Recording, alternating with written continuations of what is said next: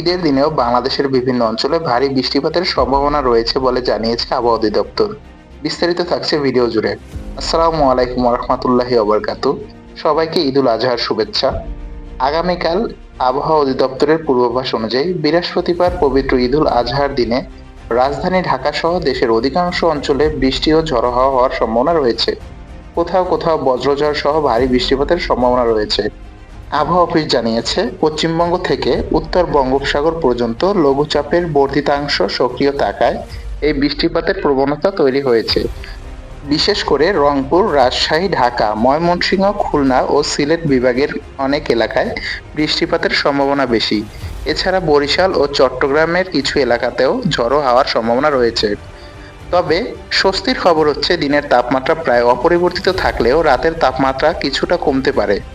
গত ২৪ ঘন্টায় দেশের বিভিন্ন জেলায় ভারী বৃষ্টিপাতের রেকর্ড করা হয়েছে। সীতাকুণ্ডে সর্বোচ্চ ১০৩ মিলিমিটার এবং ফেনীতে ৭৮ মিলিমিটার বৃষ্টি হয়েছে।